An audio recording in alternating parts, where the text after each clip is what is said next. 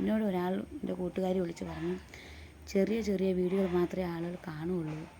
അതുകൊണ്ട് ഇന്നലെ ഞാനൊരു വലിയ വീഡിയോ ഇട്ടു. അതിൻ്റെ ഇൻട്രൊഡക്ഷൻ എന്നെ പറ്റി പരിചയപ്പെടുത്തുന്നതിന് വേണ്ടി ആണ് ഇട്ടത്. അത് പരിചയപ്പെടുത്തുന്നതിന് വേണ്ടി വലിയ വീഡിയോ ഇട്ടു. ഇനി അങ്ങനെ ഇടില്ല, ചെറിയ ചെറിയ വീഡിയോ ഇടുകയുള്ളൂ. പിന്നെ ട്രെയിനകത്ത് വീണല്ലോ, ഞാൻ മുട്ടുകുത്തി ട്രെയിനകത്ത് വീണു എന്ന് പറഞ്ഞാൽ വേസ്റ്റ് ചാക്ക് വലിച്ചിടും പോലെ ചേട്ടൻ നിസ്സാരമായിട്ട് വലിച്ചു തൂക്കി എന്നെ അവിടെ ഇട്ടത്. ഒടുക്കം ട്രെയിനകത്ത് ഇരുന്നവരെല്ലാം എന്നെ കാണാൻ വന്നു. ആളുണ്ടോ ഇല്ലയോ, അതോ വലിച്ചിട്ടപ്പോൾ അപ്പുറത്തെ വാതിൽക്കൽ കൂടി വെളിയിൽ പോയോ ഒന്നും അറിയാൻ പാടില്ല. ഞാൻ ചാടി കയറാൻ കാര്യമെന്ന് വെച്ചാൽ ചേട്ടൻ കൂടി വെളിയിൽ ഇറങ്ങിയിരുന്നെങ്കിൽ ഞങ്ങളെ പോലീസ് പിടിച്ച് പെറ്റി തരുമായിരുന്നു.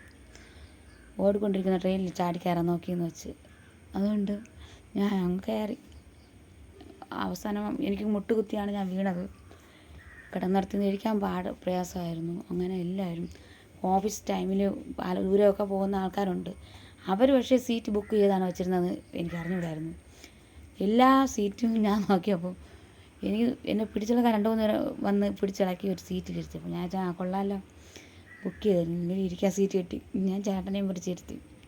അത് വേറൊരു ജോലിക്ക് പോണ ഒരു ഓഫീസറുടെ സീറ്റെന്ന് എനിക്ക് അറിഞ്ഞുകൂടായിരുന്നു. പുള്ളി സഹതാപം കൊണ്ട് എന്നെ ആ സീറ്റിലിരുത്തി.